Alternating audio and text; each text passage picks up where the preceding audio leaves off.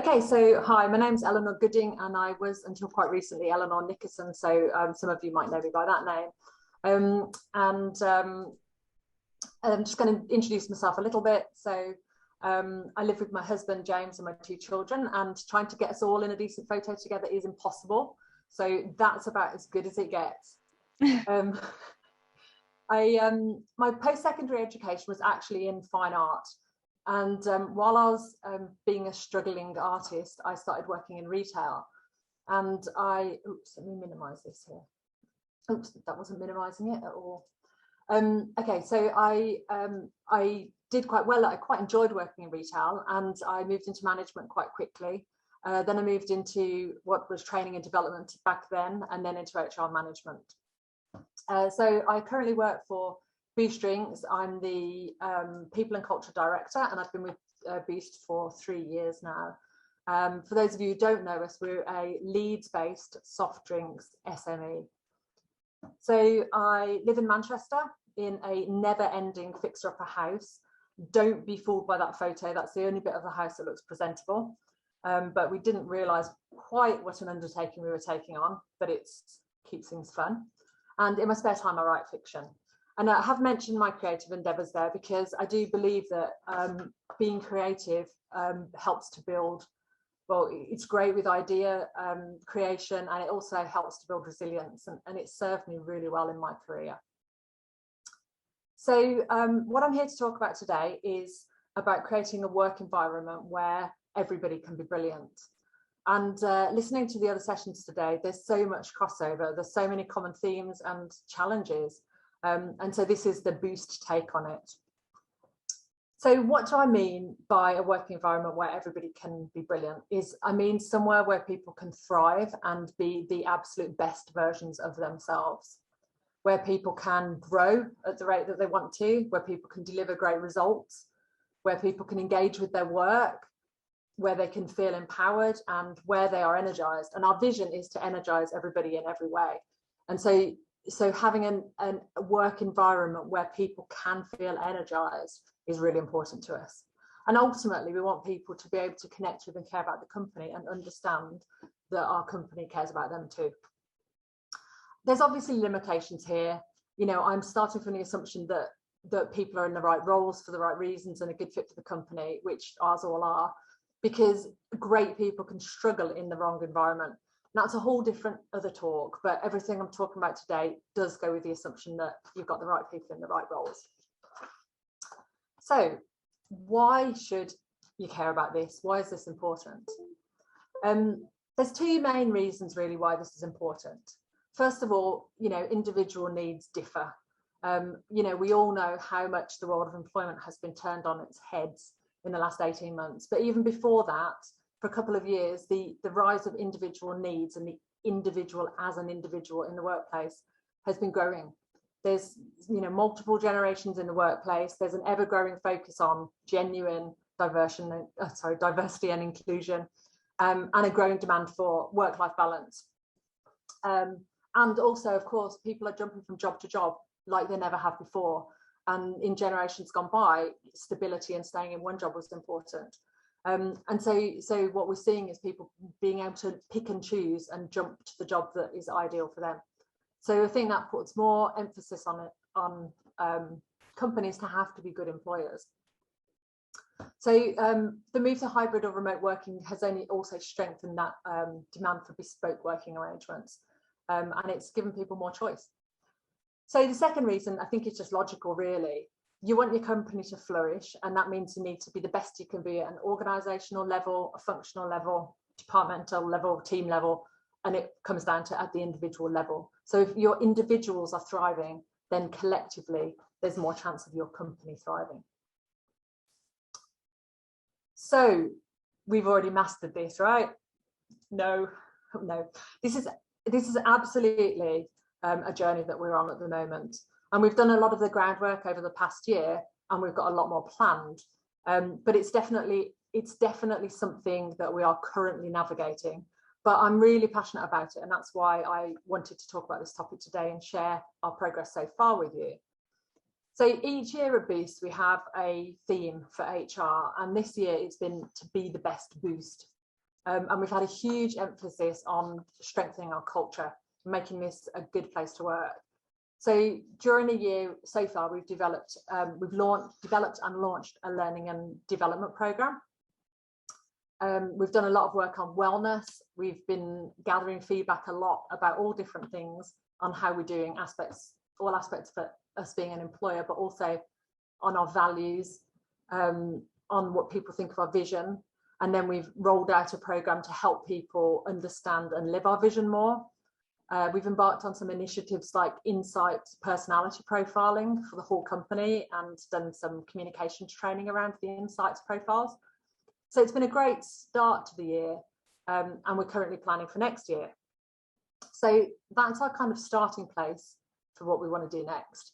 And 2022 is going to see us place a huge emphasis on doing everything we can to enable our people to really shine as individuals.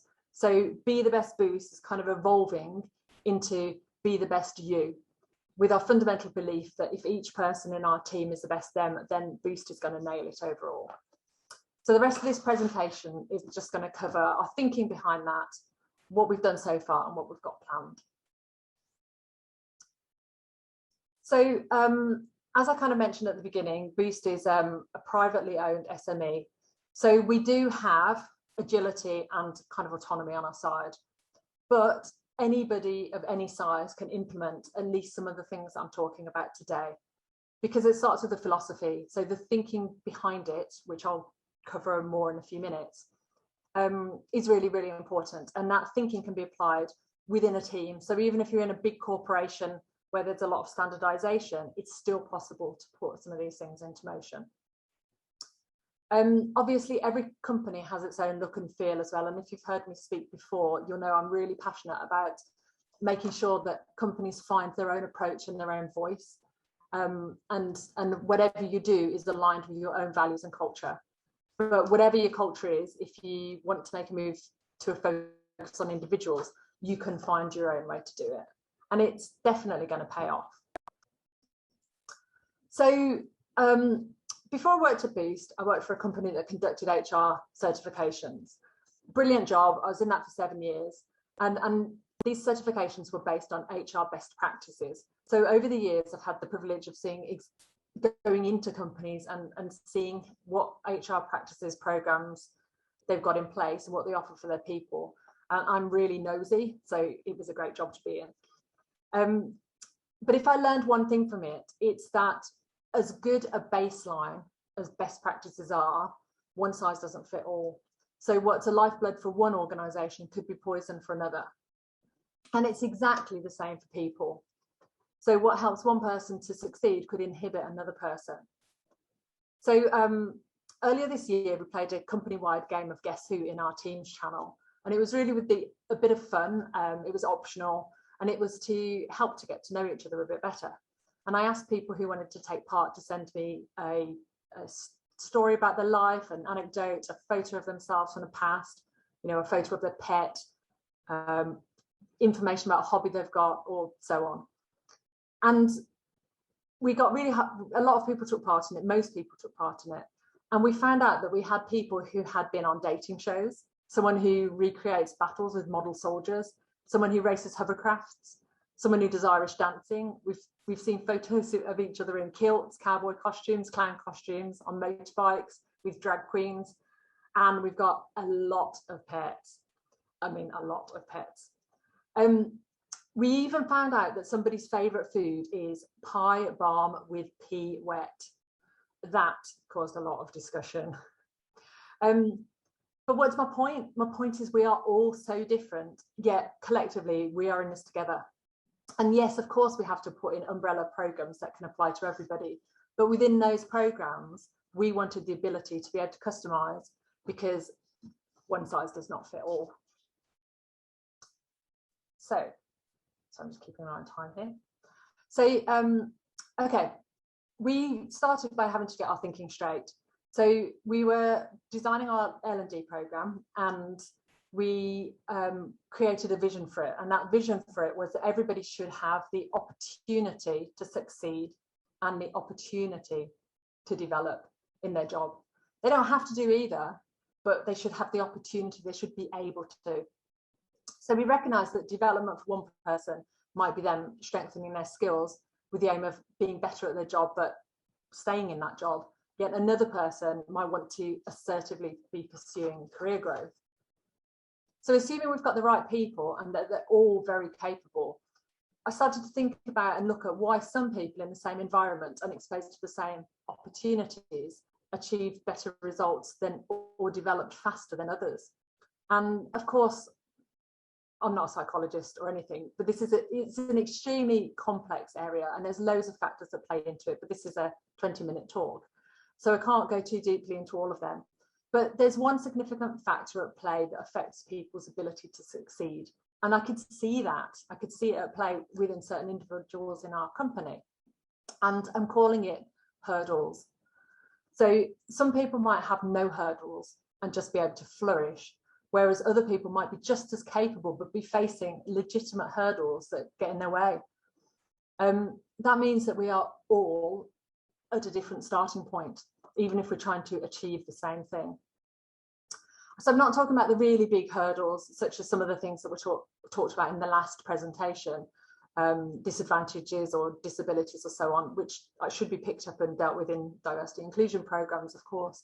But I'm talking about very human hurdles, very often small, but very real. So examples of these might be that somebody might come with baggage from previous employment. Somebody else might not believe in themselves. The next person might not understand how to actually develop themselves. The next person might struggle with a lack of confidence or imposter syndrome, which has been talked about a fair few times today.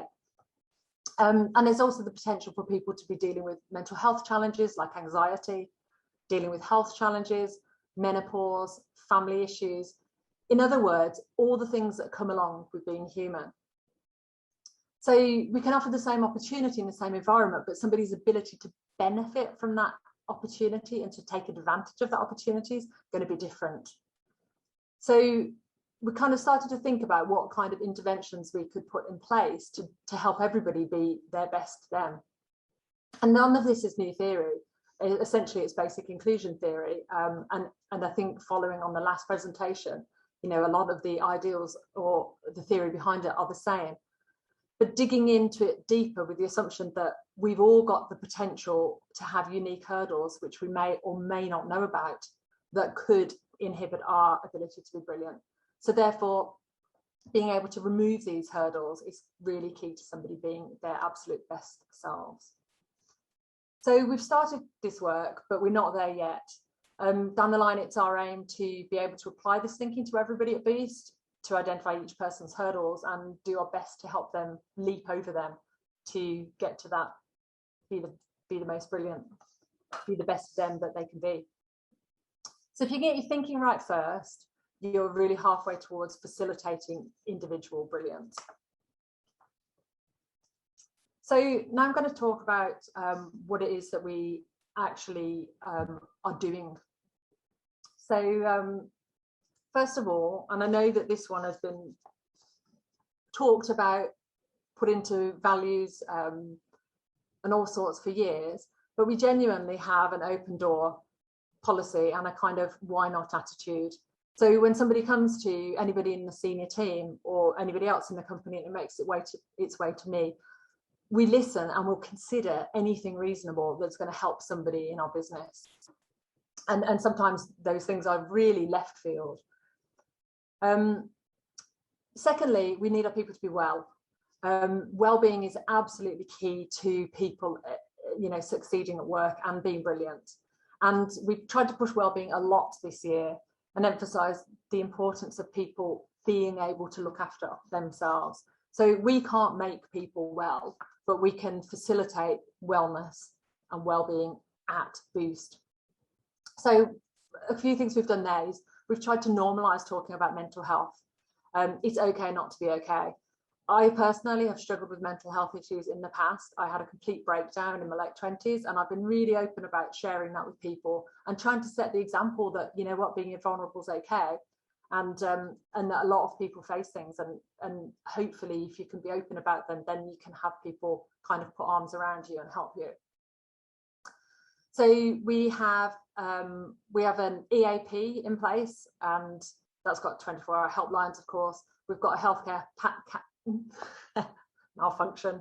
We have a healthcare cash plan that includes counselling, and also with mental health, in mind. We trained our entire company in mental health awareness, and that was a half-day training course with Mind. We also trained several people as mental health first aiders as well. And on a case-by-case basis, we offer an external psychologist to work with anybody who's got anxiety that gets in the way of their work, specifically to try and target, where that anxiety comes from and how they can manage it. So then the next thing we move to here is we have personal development plans. So development, I think, for us is the first step, the tangible step to individual brilliance, because they're very flexible PDPs, and they all start with a gap analysis at the top, and it's a very, very simple document. And the gap analysis literally says, where are you at? Where do you want to be? So what's that gap? And it's a simple tool, but it's really effective. And for one person, that gap analysis might actually be, here's where I am and here's where I want to be. And the goals are really small, but they're still goals. And we encourage and support that. But we also love a massive, crazy goal as well. So if somebody comes to us and says, yeah, I'm in an entry-level position now, but I want to be an MD in 10 years, then we'll say, okay, how can we help? What can we do within reasonable at our business to help you get on that path? And yet you might not be the MD at Boost, but you might be an MD somewhere else after you've done everything that you can at Boost. So, so we love and we encourage ambition, but we don't insist on it. And for 2022, we're adding a section into our PDPs, which is going to be a what's your hurdle section. So trying to normalize people looking at and saying, oh yeah, there must be things that get in my way. What are they and how can we remove them? So next thing is our L&D program. It's in its infancy, but it's off to a good start. So we've offered e-learning to everybody in the whole company, and we've asked everybody to take a course that starts to grow leadership skills in each individual. We've got a library of hundreds of e-learning courses that we've signed up for, so anyone can take those at their own leisure. We've invested a lot in our managers. So we've asked all our managers to take a course on understanding themselves as a leader and manager. We've offered the opportunity to all managers to take a level 3 or 5 ILM certification. And if anybody else who isn't in a management role wanted to take one of those, we would sponsor them in that as well, without a doubt. We have a monthly manager coaching course led by an external consultant that works with all our managers to give them things like coaching skills so we can manage by coaching. And anybody can request any bespoke work-related training, and it's usually approved. In fact, I can't think of any time we've actually turned down training.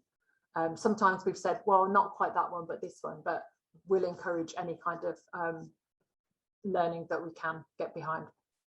And also, this is not strictly learning and development, but we have got this really fun enrichment allowance where everybody in the whole company can apply to take any training in anything that gives them a new skill or builds an existing one. And it doesn't have to be anything to do with work.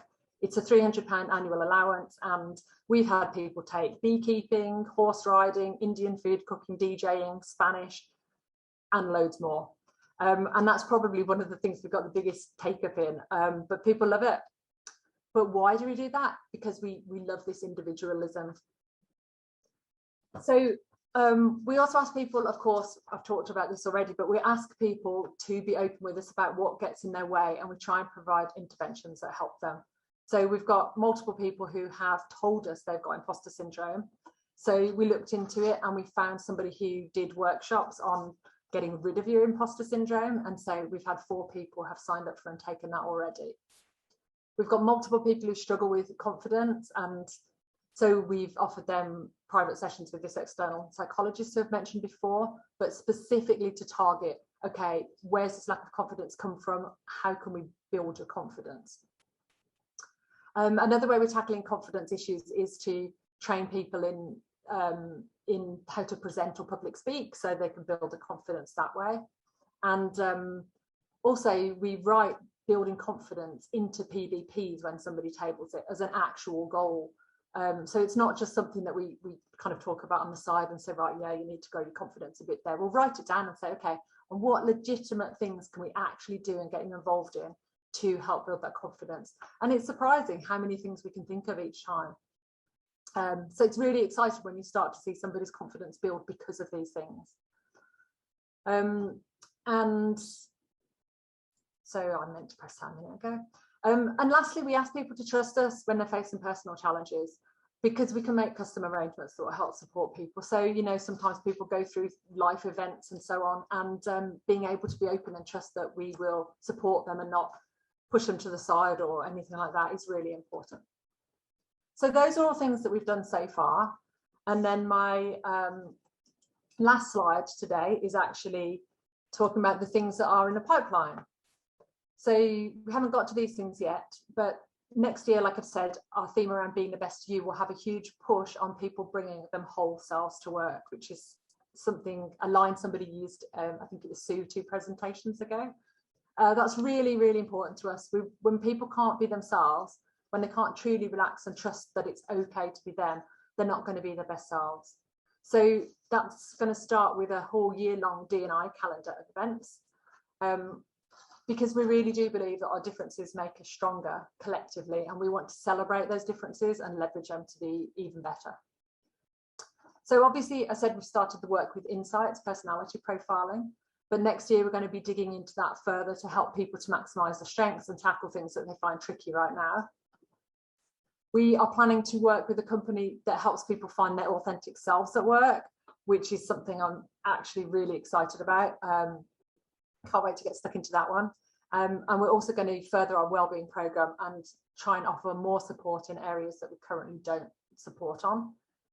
And finally, if all of that is the push, then we've also got a pull too, which is making sure that we're building the right rewards and recognition programs. So we're in the process of building one of those now, and also making sure that we are celebrating and showcasing achievements, especially the small ones, because they're so important. And so I did try and go through that really quickly, but that is our roadmap to how everybody can shine at Boost. And I guess, are there any questions?